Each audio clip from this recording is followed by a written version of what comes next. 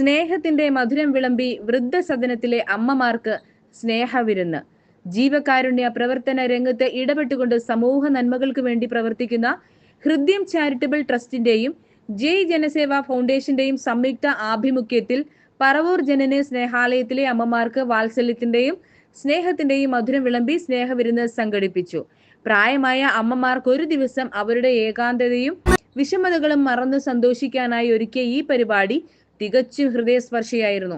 വിരുന്നിന് പുറമെ അമ്മമാർക്കായി പ്രശസ്ത സിനിമാ പിന്നണി ഗായകനും സ്റ്റേജ് പ്രോഗ്രാമുകളിലൂടെ ജനഹൃദയം കവർന്ന മൻസൂർ ഇബ്രാഹിമിന്റെ നേതൃത്വത്തിലുള്ള ഇശൽ പാലക്കാടൻ ടീമിന്റെ വിവിധ കലാപരിപാടികളും ഒരുക്കിയിരുന്നു. ചില അമ്മമാർ തങ്ങളുടെ ഓർമ്മകളും പഴയ പാട്ടുകളും പങ്കുവെച്ചത് സദസ്സിന് നവ്യാനുഭവമായി മാറി.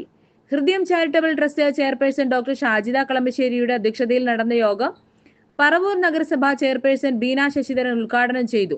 ഹൃദയം ചാരിറ്റബിൾ ട്രസ്റ്റ് ഉപദേശക സമിതി അംഗം പ്രസന്ന ഗോപാലൻ മുഖ്യപ്രഭാഷണം നടത്തി.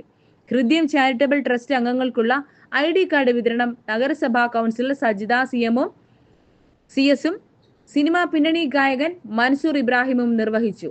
ആശംസകൾ അർപ്പിച്ചുകൊണ്ട് ജനസേവാ ഫൗണ്ടേഷൻ ചെയർമാൻ മേലാരിയോട് ഉണ്ണി, ജനസേവാ സംസ്ഥാന സെക്രട്ടറി ഇരുമ്പിൽ Rajan, Hridayam charitable trust treasurer Manaf Venad, Janana Snehalayam ട്രസ്റ്റിന്റെ ചെയർപേഴ്സൺ ഉഷ തുടങ്ങിയവർ സംസാരിച്ചു.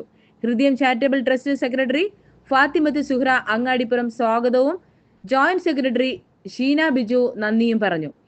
യോഗം അവസാനിപ്പിച്ചു. മലബാർ മീഡിയ ന്യൂസിന് വേണ്ടി ധന്യാമൾ, കൊച്ചിയിൽ നിന്നും.